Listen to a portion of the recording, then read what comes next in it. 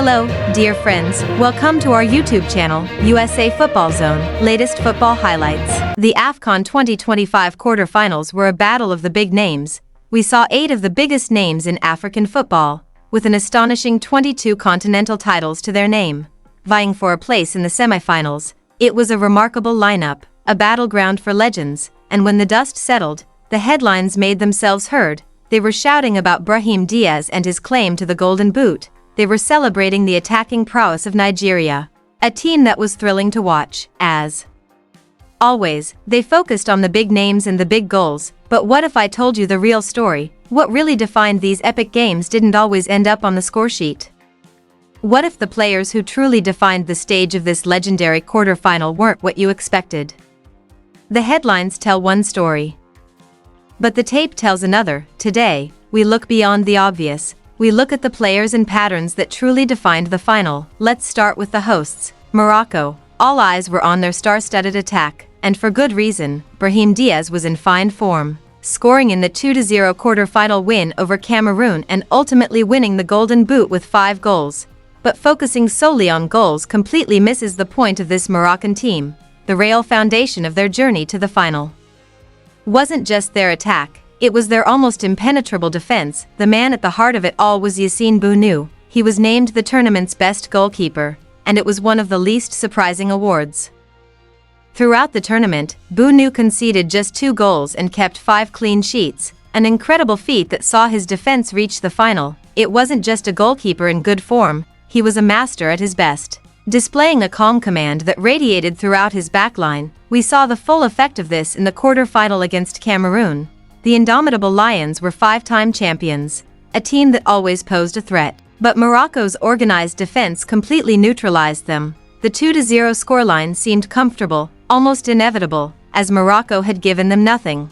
Although Diaz's goal had made the morning headlines, it was Bounou's dominance of their area and their strong structure up front, with world-class talent like Achraf Hakimi and Nusser Mazraoui, that truly won the match. This performance was not based on style, but on an unbreakable fortress of discipline.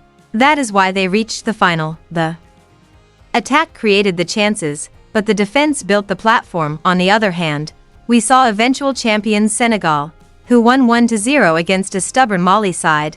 The headlines were probably drawn to their star player Sadio Mane, who was named player of the tournament for his leadership. The 33-year-old was a creative force, contributing 3 assists and constantly inspiring the Terengganu Lions. But to say that Senegal won solely because of Mane would be a mistake in understanding how they defeated Africa for the 2nd time in a row. Their victory was made in the middle. For that, you have to look at the consistent, all-out effort of Idrissa Gueye and Pepe Gueye. It is no coincidence that both were named in the best team of the tournament. They were the engine, the heartbeat, and the tactical brains of the champions.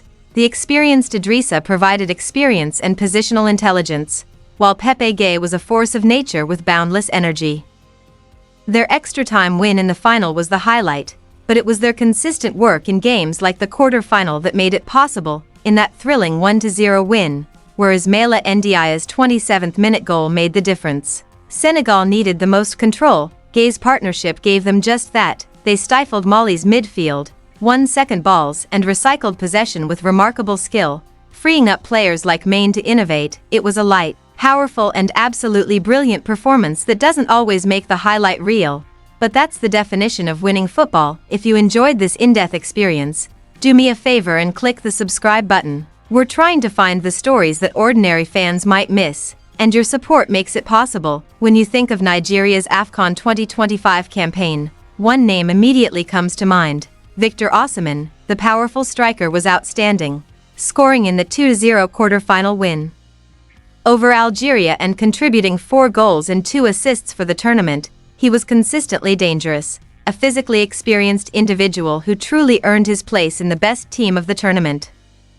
But focusing solely on Osimhen would mean missing out on the player who was perhaps the Super Eagles' most complete and dominant attacker. Ademola Lookman. Nigeria finished 3rd IL, and their attack was the most exciting in the entire competition. It didn't just come from a central point, it was because of a dynamic system, and Lookman was a master puppeteer. He was also named in the team of the tournament. His contribution was extraordinary. Osimhen was the finisher. Lookman was the creator in Chief, who made powerful strikes, he had 3 goals and 4 assists, the most of any player in the tournament. His 7 goals put him at the top of the scoring charts in the quarterfinals against a defensively strong Algeria. Nigeria needed more than just power, they needed creativity. This is where Lookman really shined. With Osimhen at center-back, Lookman's intelligent movement and excellent passing created opportunities that the Algerian defense couldn't have.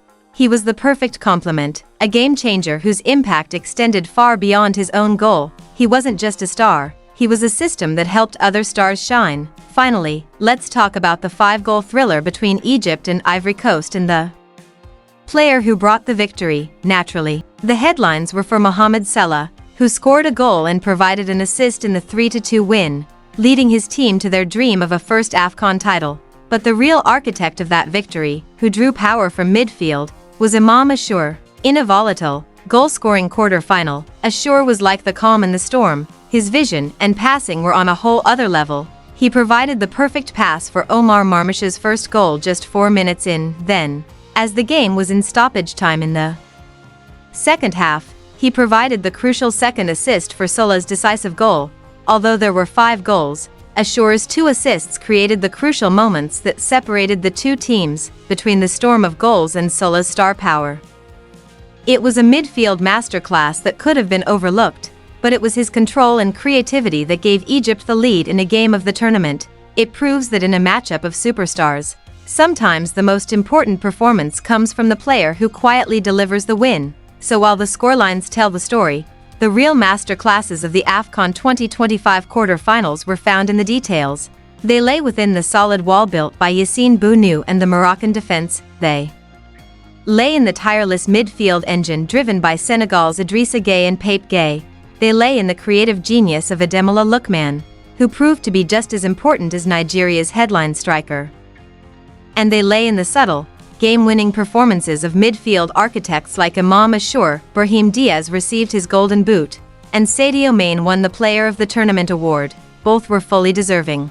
But football matches and entire tournaments aren't just defined by names on the prize list.